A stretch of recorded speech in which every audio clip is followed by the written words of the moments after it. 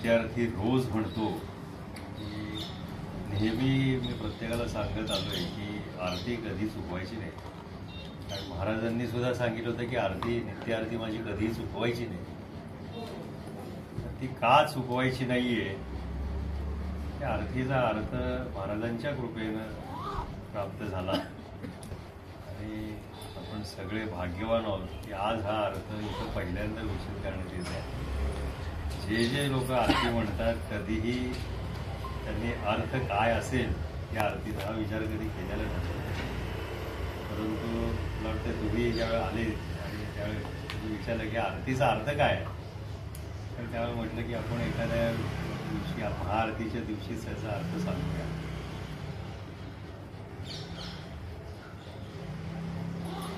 ही आरती जी आहे ही आपल्या नित्य साधनेचाच एक मोठा भाग आहे. आणि आरती केल्यानंतर मी सांगतो की नेहमी याचा पुण्यार्थ खूप मोठा आहे, ते तुम्हाला प्राप्त होत असतो. संपूर्ण गुरुमालिका आद्यशक्ती या ठिकाणी आता उपस्थित आहे आणि त्यांच्या साक्षीनं तुम्हाला आज हा अर्थ मी विषद करतोय. इतर दैवतांच्या ज्या आरती आहेत त्या कोणतरी अधिकारी पुरुषांनी लिहिलेल्या आरती आहेत. ही जी आरती आहे या आरतीचं महत्व असं आहे की ही आरती माणसानं बनवलेली आरती नाहीये. ही आरती जी बनवलेली आहे ही विभूती तत्वातून तयार झालेली आरती आहे आणि म्हणून प्रत्यक्ष आद्यशक्तीनं स्वतः ही आरती तयार करून घेतलेली आहे. आपण आरतीचं ध्रुवपद जे म्हणतो, जयदेव जयदेव जय आद्यशक्ती. आता आद्यशक्ती म्हटलं की आपल्याला वाटतं की ही स्त्री आहे, मग आपण जयदेव का म्हणतोय, जयदेवी का म्हणत नाही? मला बरोबर आहे की नाही? हा एक प्रश्न यायला पाहिजे मनामध्ये. परंतु ही आद्यशक्ती हे जे रूप आहे हे स्त्री आणि पुरुष असं दोन्हीच रूप जे आहे ते ह्या आद्यशक्तीच आहे. ते पुरुषही आहे आणि ते स्त्री आहे. विश्वाची निर्मिती ज्याने केली किंवा ज्याच्या स्पृहेने हे विश्व निर्माण झालेलं आहे ती शक्ती म्हणजे आद्यशक्ती आहे. ते स्वरूप म्हणजे आद्यंत स्वरूप आहे आणि त्याची ही आरती जी आहे ही ज्याची त्यानं बनवून घेतलेली आरती आहे. 1978 साली ज्यावेळी आद्यशक्तीचा उदय वसंतगड क्षेत्री झाला त्यावेळी बरेचसे भक्तजण त्या ठिकाणी दर्शनासाठी आणि त्यांच्या कार्यासाठी महाराजांच्याकडे येत होते. आणि रामचंद्र स्वामी महाराज आसनावरती बसल्यानंतर वेळा ठरलेल्या होत्या. शनिवारी 12:57 अमावस्येला 11:23 11:43 आणि पौर्णिमेला 10:21 संचार यायचा. आणि त्या संचार आल्यानंतर संचार म्हणजे बाकी लोकांच्या अंगात यायचं असा प्रकार आहे, पण महाराजांच्या बाबतीत हा संचार म्हणजे शरीरावरती संचार होता. आणि त्यावेळेला या शरीराचं संपूर्ण कंट्रोल जे आहे हे सुप्रीम अथॉरिटीने घेतलेलं असायचं. त्यामुळे त्या समाधी अवस्थेमध्ये जे काही ज्ञान दिलं गेलं, ज्या ज्या भक्तांचे कार्य तारीख वार वेळेनुसार सांगितली गेली ते समोर बसणाऱ्या लोकांनी त्या पहिल्या दिवसापासून सांगितलं होतं की तुम्ही पुढे बसणाऱ्या लोकांनी लिहून घ्यायचं. आणि एक दिवशी एक माणूस तिथे आला. शनिवारचा दिवस होता आणि वारीचा दिवस होता. त्यामुळे आल्यानंतर तो म्हटला की काका, बऱ्याच वर्षांपासून मी प्रयत्न करतोय परंतु माझं एक कार्य महत्वाचं होत नाही. सरकार दरबारी आहे आणि ते कार्य होईल का? त्या संचारामध्ये त्याला सांगितले गेले की जा, तुझं परवा दिवशी कार्य होईल. आणि त्याला विभूती दिली गेली आणि एक नारळ दिला गेला. त्याला सांगितलं ही विभूती तू खा, हा नारळ तू खा आणि माझी आरती घेऊन ये असं सांगितलं आणि संचार गेला. त्याला सुद्धा आनंद झाला, आपल्याला नारळासारखं मोठं फळ मिळालेलं आहे. गेला घेऊन घरी. राख कोणी खायची, विभूती म्हणजे राख वाटली त्या माणसाला.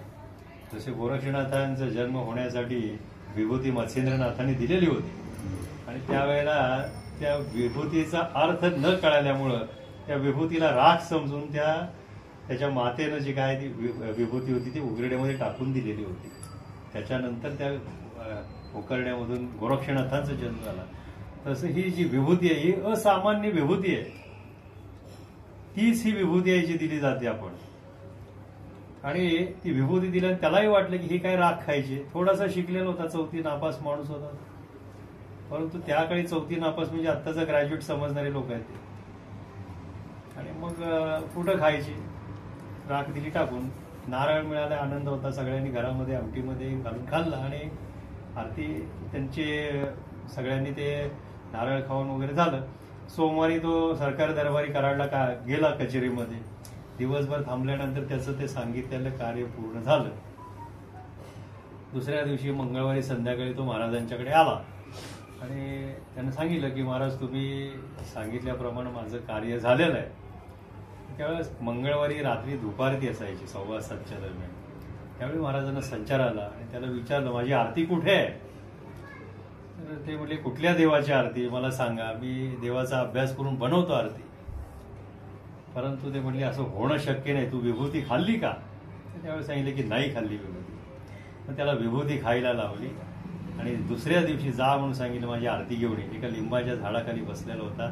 त्यावेळी ही 7 चरणांची आरती स्फोरलेली आहे, जी आत्ता आपण म्हटलेली आहे. आणि ती आरती महाराजांच्या हातामध्ये त्यांनी आणून दिली. ही प्रत्यक्ष आद्यशक्तीनं तयार करून घेतलेली आरती आहे. म्हणून ती आरती आपण सगळ्यांनी म्हणावी. ती का म्हणावी, याच्यामध्ये काय आहे ते आता आपण थोडंसं विशद करणार आहोत. तर ही जी आद्यशक्ती आहे, ही पुरुष आणि स्त्री असा हा मिथुन योग आहे. हा याच्यातून सृष्टीची निर्मिती झालेली आहे, त्याचं हे रूप आहे. म्हणून त्याची आरतीची सुरुवात पुरुषानं झालेली आहे, जयदेव जयदेव असेल. आणि आद्यशक्ती असं दिलेलं आहे. श्री आद्यशक्ती, ते श्री आहे. हे म्हटल्यानं ज्या ज्या ठिकाणी मी तुम्हाला प्रत्येकाला सांगत असतो की ज्या ज्या ठिकाणी की महाराजांची आरती चालू असते, त्या ठिकाणी प्रत्यक्ष सद्गुरूंचं आपल्या वास्तव्य असतं. आणि जिथं सद्गुरूंचं वास्तव्य आहे तिथं लक्ष्मी, यश, सौख्य हे कधी कमी पडत नाही. म्हणून प्रत्येकानं आपापल्या घरी कमीत कमी 2 वेळा ते आरती व्हावी. आपल्या आरतीच्या वेळा 5 आहेत. पहाटे 5:50 पहिली आरती असते. 10 मिनिट लागतात या आरती म्हणण्यासाठी. त्याच्यानंतर जी आहे ते 8:50 आरती आहे.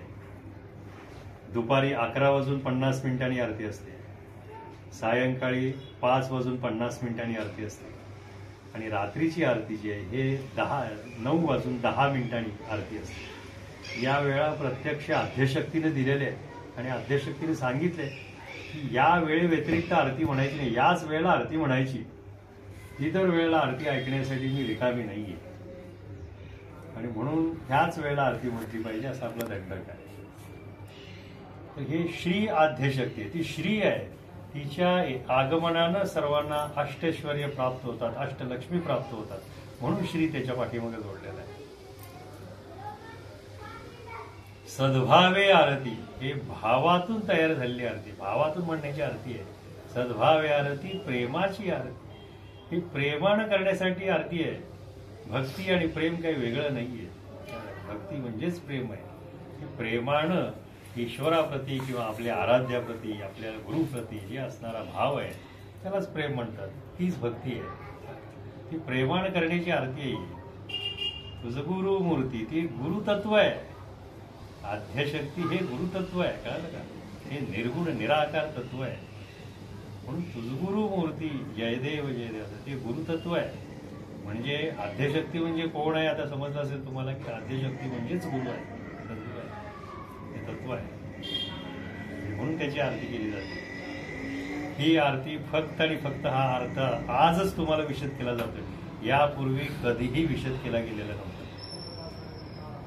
त्यामुळे आपण सगळे भाग्यवान आहोत. आणि ह्याचं कारण म्हणजे तामणकर साहेब आहेत की त्यांच्यामध्ये जी जिज्ञासा आली जाणून घ्यायची हे आरती म्हणजे काय आहे ऍक्च्युली, तर आज त्यांच्यामुळे हे सांगणं आलेलं आहे.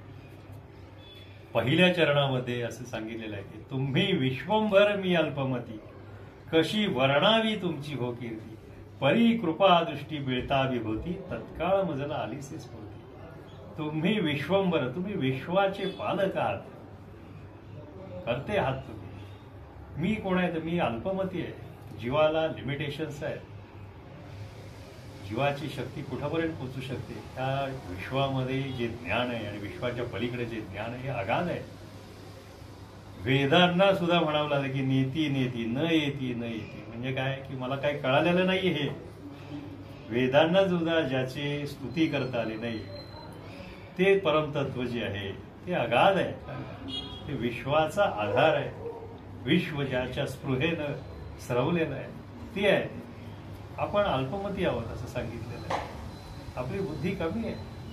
प्रत्येकजण स्वतःला महापंडित समजते, ही गोष्ट वेगळी. परंतु खऱ्या अर्थानं जर आपल्याला ज्ञान किती प्राप्त आहे असं विचार केला तर आपल्याला कळेल की आपली बुद्धी फार कुंठीच आहे. आणि जे ज्ञान आपल्याला घडायचं आहे, घडवायचं आहे, ते फार खूप मोठं आहे. ते प्राप्त आपल्याला झालं पाहिजे. म्हणून आपण काय केलेलं आहे की हे विश्वंभर म्हणजे काय की ते जगत पालकालाच आपण सांगितलेलं आहे की तू मोठा आहेस, मी तुझ्या पुढं अल्प आहे. जसं आपण म्हणतो ना की ईश्वराची स्तुती करताना आपण काय म्हणतो की तू सूर्य आहेस आणि मी कोण आहे तर काजवा आहे तुझ्यापुढं, ठीक आहे, मी काय तुझी स्तुती करतो. तसं हे त्यांचा म्हणण्याचा भाव आहे आता याच्यात. कशी वर्णावी तुमची विकृती, जी वेदांनाही शक्य झालेलं नाही वर्णन करणं, मी काय तुमची स्तुती वर्णन करणार आहे. परी कृपा दृष्टी मिळता विभूती, तुमच्या कृपेने ही विभूती मला मिळाली आणि या विभूतीमधून ही आरती तयार झालेली आहे. तत्काळ मजला आलीसे स्फूर्ती, विभूती घेतल्या घेतल्या ही स्फूर्ती आलेली. हे विभूतीची ताकद आहे, सामर्थ्य. त्याच्या पुढचं जे चरण आहे, तू आदी अंती मध्यही तुझ, तू न जाणसी उंचे की नीच, सर्वांतरिवास तुझा करतोशी तुझ, परी तुझा तुझ जाणत. तू आदी अंत आणि मध्य हे स्वतः तूच आहेस. म्हणजे काय, जसं ईशावास्य उपनिषदामध्ये सांगितलेलं आहे, ओम पूर्णमदा पूर्णमिदम, हे जे दिलेलं आहे, पूर्णात पूर्णमुदच्यते पूर्णस्य पूर्णमेवाय पूर्णमेवाय शिष्यते. माझं थोडंसं पाठांतर कमी आहे, परंतु याचा अर्थ जो असा आहे की ओम म्हणजे परब्रह्म आहे, हे पूर्ण आहे. आणि पूर्णातून एखादं पूर्ण बाहेर काढलं किंवा त्याच्यामध्ये काही पूर्ण घातलं तर शेवटी काय उरणार आहे, पूर्णच उरणार आहे. जसं आपण म्हणतो की एखादं फळ आहे, झाड आहे, वटवृक्षाचं झाड आहे असं गृहीत करा. त्या वटवृक्षाला लहान लहान फळं येत असतात, ठीक आहे, त्या फळामध्ये लहान लहान बीज असतात.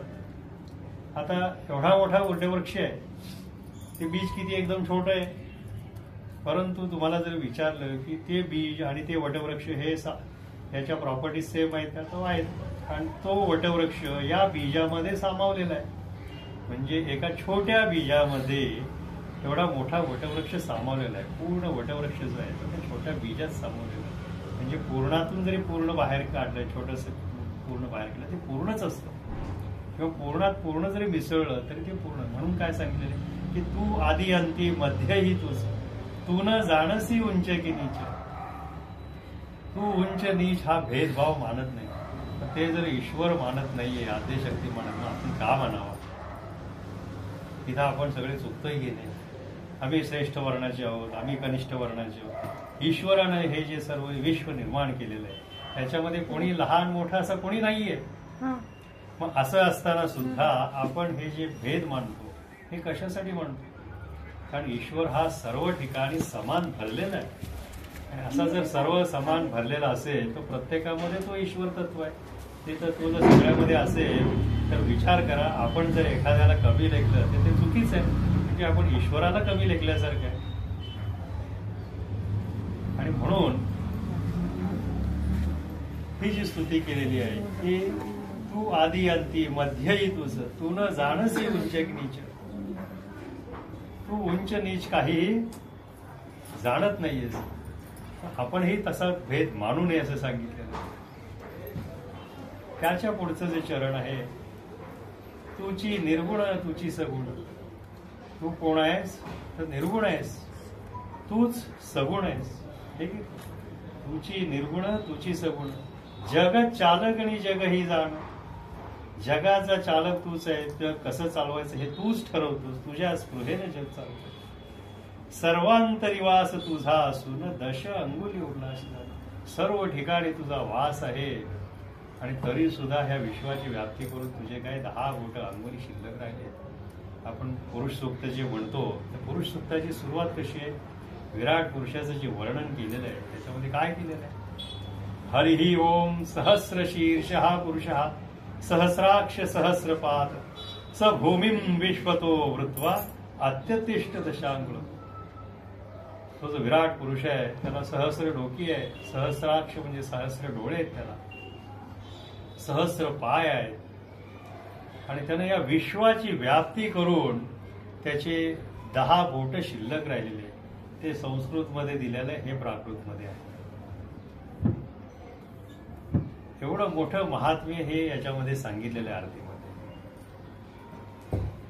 नंतरचं चरण जे आहे, नव्हते माहीत कोणाचे ज्ञान.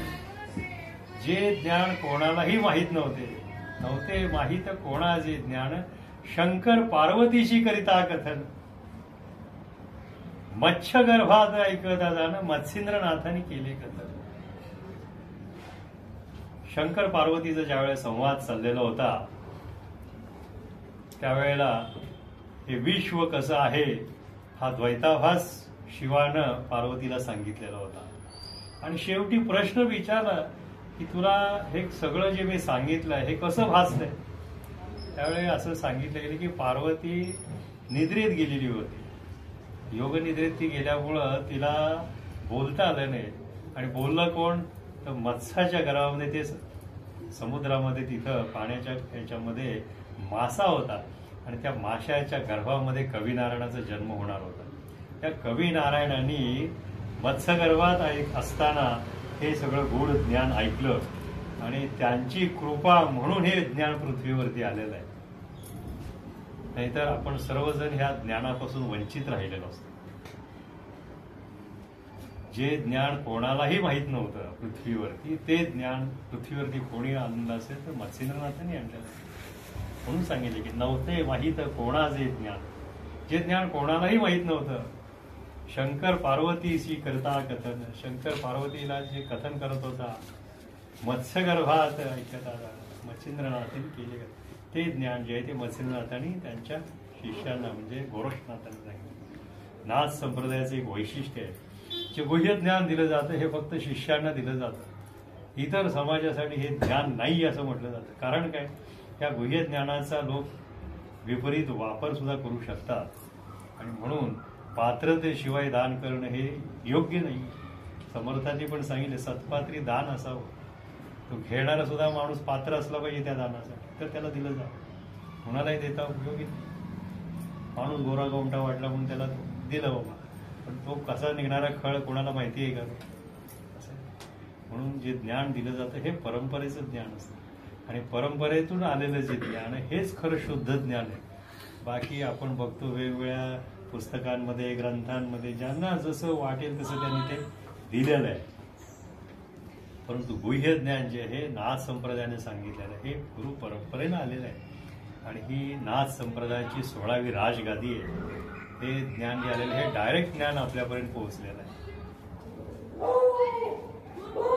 त्याच्यानंतर मत्स्येंद्रनाथांनी केला अलक्ष, गोरक्षनाथांना देऊनी साक्ष, नवनाथ ही राहिले दक्ष, निर्गुण निरंजनी वास समक्ष. मत्स्येंद्रनाथांनी केला अलक्ष. अलक्ष ह्या शब्दाचा अर्थ खूप वेगळा आहे. अलक्ष म्हणजे काय, जे ध्यानाला येत नाही ते अलक्ष, लक्षास येत नाही ते अलक्ष. हे अगम्य अगोचर असं तत्व आहे. भगवान दत्तात्रेयांच्या आरतीची सुरुवात पण तशीच आहे. त्रिगुणात्मक त्रयमूर्ती दत्त जाना, त्रिगुणी अवतार त्रैलोक्य रामा, नेती नेती शब्द नये अनुमाना, सुरवर मुनिजन अवघे समाधीने राहना. समाधीला सुद्धा जे तत्व येत आहे ते अगोचर तत्व आहे. हे असं अगोचर तत्व आपल्याला गोचर कसं होईल, ते गोचर होण्यासाठी विशिष्ट साधना ही नाथ संप्रदायाने दिलेली आहे. त्या साधनेतूनच हे अगोचर तत्व जे आहे ते तुम्हाला प्राप्त होत असतं. बाकी वेगवेगळे साधनेचे प्रकार दिलेले आहेत. प्रत्येक ग्रंथांमध्ये संतांनी अधिकारी पुरुषांनी ध्यानाचे योग दिलेले आहेत, ध्यानाचे प्रकार दिलेले आहेत. याच्यामधून आपण काय प्राप्त करू शकतो, आपण शून्यापर्यंत जाऊ शकतो, शून्यत्वात उतरू शकतो. पण त्या पुढचं जे विश्व आहे ते खूप मोठं आहे, ते ज्ञान खूप मोठं आहे. आणि ते परमात्म तत्व जे आहे हे फक्त आणि फक्त सद्गुरु कृपेनंच प्राप्त होतं असं सांगितलं. असं हे जे अगम्य अगोचर असं तत्व आहे अलक्ष्य, म्हणून त्याला अलक्ष्य आदेश असं म्हटलं जातं. नाथ संप्रदायाचे जे ज्यावेळी नाथ योगी भेटतात एकमेकाला त्यावेळी काय म्हणतात, अलक्ष्य. आणि तो पुढचा जो आहे तो काय म्हणतो, आदेश. आदेश जो आहे हे आदेश कुठून येतो तर अलक्ष्याकडून आदेश येतो. ही जी वाणी स्रवते ही कुठून स्रवते, त्या अलक्ष्याकडून स्रवते. आणि त्याला आदेश हा रिस्पॉन्स आहे. आदेश मच्छिंद्रनाथांनी ज्या वेळेला गोरक्षनाथांचा जन्म होणार होता शोधण्यासाठी त्यांना आले बघण्यासाठी 12 वर्षांनी. आता मुलगा मोठा झाला असेल तो, परंतु ती विभूती कुठे खाल्लीच नव्हती तिनं. मग कुठं टाकून दिली विचारली विभूती, उघड दाखवला. पण त्याने आवाज दिला अलक्ष्य. त्यावेळी तिथून आतून आवाज आला आदेश गुरुजी. तर नाथ संप्रदायाची ही गुण आहे. ज्या ज्या वेळी नाथांची लोक भेट असते त्यावेळेला आदेश जो येतो तो वरून येतो, त्याला अलक्ष्य म्हणतात. आणि त्याला त्या अलक्ष्याच्या याला आदेश म्हणून असा रिस्पॉन्स देतो. काय आदेश आहे तुम्ही खरा आदेश. म्हणून आपल्या महाराजांची ज्यावेळेला तुम्ही बघा जे काही सुदैवी होते, सुदैवी म्हणण्यापेक्षा जे महाराजांच्या काळामध्ये शिष्यमंडळी भक्त मंडळी होती त्यांनी वारी संकल्प ऐकले असतील. त्या वारी संकल्पाची सुरुवातच होताना आसनावरती महाराज जेव्हा बसायचे त्यावेळेला अलक्ष्य आदेश असं म्हणायचे. म्हणजे हा आदेश कुठून यायचा तर तिकडून यायचा. जसं मच्छिंद्रनाथांनी केला अलक्ष्य. मच्छिंद्रनाथ हे कोण आहेत, हे सद्गुरू आहेत. कारण आदिनाथ प्रत्यक्ष त्यांचे गुरु आहेत. आदिनाथ म्हणजे कोण, हे सर्वांचे गुरु आहेत, ते आदिनाथ आहेत. तेच ईश तत्व ज्याला आपण म्हणतो, निर्गुण निराकार तत्व ते आहे, ते सगळ्यांचे गुरु आहेत. गुरु दत्तात्रेयांनी मच्छिंद्रनाथांना सांगितलं की तुम्ही काय करा, नाथ संप्रदायाची स्थापना करा. आणि आदिनाथाला सांगितलं की त्यांना आता दीक्षा द्या, कारण तुमचं हे ज्ञान ऐकलेलं आहे. आणि मग मच्छिंद्रनाथांना दीक्षा झाली आदिनाथांची. आणि त्यांनी अलक्ष्य कुणाला केला तर गोरक्षांना साक्ष दिली. म्हणजे पुढं परंपरा वाढवली. नाथांच्या परंपरेमध्ये नेहमी आहे की दीक्षा मिळाल्यानंतर त्याला पुढं जो गादी अधिकारी आहे त्यांना पुढच्यांना दीक्षा दिल्या पाहिजे. त्याला हे ज्ञान पुढं द्यायचं असतं. पुढचा अधिकारी पुरुष कोण असेल त्यानं त्याच्या पुढच्यांना द्यायचं असतं. हे नाथ संप्रदायाची परंपरा आहे. हे ज्ञान असंच पुढं चालत आलेलं आहे. तर गोरक्षनाथांना देऊनी साक्ष, नवनाथ ही राहिले दक्ष. सगळे नवनाथ जे आहे ते दक्ष आहे. आणि हे ज्ञान सगळं नवनाथांना प्राप्त झालेलं आहे. हे सगळे दक्ष आहेत, जागृत आहेत. नाथांच्या मध्ये जागृतीला फार महत्व आहे. समर्थांनी सुद्धा तेच शब्द वापरले, सावधान. सावधान कशासाठी, तुम्ही रणात आणि जागरणात या दोन्ही ठिकाणी जागा असलं पाहिजे. तुम्ही विचार करा, तुम्ही आता आर्मीमध्ये होते, रणांगणात जर कोणी झोपला तर त्याला मृत्यू येईल, त्याला काय भविष्य ज्योतिषी लागेल का सांगायला. जागरणात आणि रणात हा जागृतच असलं पाहिजे. नाथांना त्राटक योग होते. त्यांच्या ज्या दीक्षा होत्या सूर्याकडे दृष्टी लावून 12 वर्ष दृष्टी लावून बसायचं. काही खाणे-पिणे नाही, जे काही वाऱ्यानं पालापाचोळा येईल तो घ्यायचा आतमध्ये. त्याच्यावरती 12 वर्ष अशी घ्यायची. डोळ्याच्या अक्षरशः दीप्ती तयार होतात, इतकी लहान लहान डोळे तयार होतात. विचार करा सामर्थ्य किती त्या डोळ्यांमध्ये साठवलं जात असेल. त्यामुळे जालिंद्रनाथाच्या समोर ज्यावेळेला पंचधातूचे पुतळे गोपीनाथाचे उभे केलेले होते, कारण गोपीनाथांनीच त्यांना उकिरड्यामध्ये ठेवलं होतं.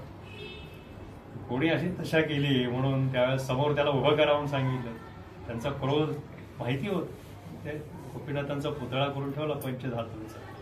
डोळे उघडता क्षणीच तो पुतळा भस्म झाला. एवढं सामर्थ्य त्या तपश्चर्येमध्ये असतं. नवनाथ ही राहिले दक्ष, निर्गुण निरंजनी वास समशी. ह्या सगळ्यांचा वास कुठं असेल तर निर्गुण निरंजन तत्वामध्ये आहे. पाठीमागं मी पूर्वी एकदा सांगितलं होतं की सप्त स्वर्ग आहेत. ठीक आहे, त्या सप्त स्वर्गामध्ये अधिपत्य कोणाचं असतं. पहिल्या 3 स्वर्गावरती अधिपत्य जे आहे ते ब्रह्माजीचं आहे. त्याच्यानंतरच्या 2 स्वर्गावरती अधिपत्य जे आहे ते विष्णूचं आहे. आणि त्याच्यावरचे जे 2 स्वर्ग आहेत त्याच्यावरती शिवाचं अधिपत्य आहे. आणि त्याच्या पलीकडचा जो भाग आहे त्याला निर्गुण निराकार तत्व म्हणतात. ते कोण आहे तर ते सद्गुरु तत्व आहे, ईश तत्व आहे, की ज्याच्या स्पृहेने ही सृष्टी निर्माण झालेली आहे, हे विश्व निर्माण झालेलं आहे. ते तत्व आहे ज्याची सत्ता सर्वावरती चालते, त्याचा आधी मध्य अंत काही कळत नाही. आणि त्या ठिकाणी वास्तव्य कोणाचं असेल तर हे त्या नाथांचं आहे, हे सद्गुरूंचं वास्तव्य आहे. त्याच्यानंतरचं जे 6वं चरण आहे त्याच्यामध्ये असं दिलेलं आहे, काय वर्णावा सद्गुरु महिमा, ज्यांच्या सामर्थ्या नाहीच सीमा, जो जो राहील सद्गुरु नेमा, त्याला संकटी रक्षणे व्हावा. काय वर्णावा सद्गुरु महिमा, सद्गुरूंचा महिमा काय वर्णन करावा, शब्द अपुरे पडत आहेत त्या ठिकाणी. वेदांना सुद्धा त्याची स्तुती करता येत नाहीये, तर मी काय स्तुती करू शकणार त्याची. त्यामुळे मी अल्पमध्ये सुरुवातीलाच सांगितलेलं आहे, त्यामुळे मी तुमची काय स्तुती करणार आहे, काय वर्णन करणार आहे, कारण तुमच्या सामर्थ्याला सीमा नाहीये. विश्वातली ही अशी एकमेव आरती आहे की या आरतीमध्ये 2 अभिवचनं दिलेली आहेत आद्यशक्तीने. इतर सर्व आरती तुम्ही बघा, कुठल्याही आरतीमध्ये वचन दिलेलं नाही, पण याच्यामध्ये या आरतीमध्ये वचन दिलेलं आहे, जो जो राहील सद्गुरु नेमा, त्याला संकटी रक्षणे हो. सद्गुरूने जे सांगितलेले नियम आहेत त्या नियमांचं जो पालन करतो, सांगितल्याप्रमाणे त्या मार्गावरून जो चालतो, त्याच्या सर्व संकट हे सद्गुरू हरण करत असतो. हे अभिवचन आहे, हे उगीच आपलं सांगायचं म्हणून सांगितलेलं नाही. या आरतीमध्ये प्रत्यक्ष आद्यशक्तीने दिलेलं आहे, सद्गुरू तत्वानं दिलेलं हे वचन आहे. म्हणून ही विश्वातली एकमेव आरती अशी आहे की ही आरती अभिवचन देते. बाकीच्या ठिकाणी काय होतं की तुम्ही असं करून बघा तुम्हाला लाभ होईल, इथं नाही, हे करा तुम्हाला लाभ होणारच, हे सांगितलं. आणि शेवटचं चरण जे आहे ते सांगितलंय, गुरुची आहे कृपा ज्यावर, ज्याच्यावरती गुरुकृपा आहे, सदैव मार्ग त्याला सुखकर. त्याला सगळे जे मार्ग आहेत हे सुखकर होणार आहेत. आपल्या कुंडलीमध्ये पण गुरु जर चांगल्या ठिकाणी बलवान ठिकाणी असेल तर आपली मार्गक्रमणा व्यवस्थित चाललेली असते. पण गुरु जर त्याचा पाठीमागे नसेल, प्रबळ नसेल, तर कार्य अडतात त्याची. ठीक आहे, परंतु आम्ही त्यापुढे जाऊन सांगतो की ज्याच्यावरती गुरुचा वरदहस्त आहे त्याला सर्व मार्ग सुखकर होतात, त्याला कुंडली बाधत नाही.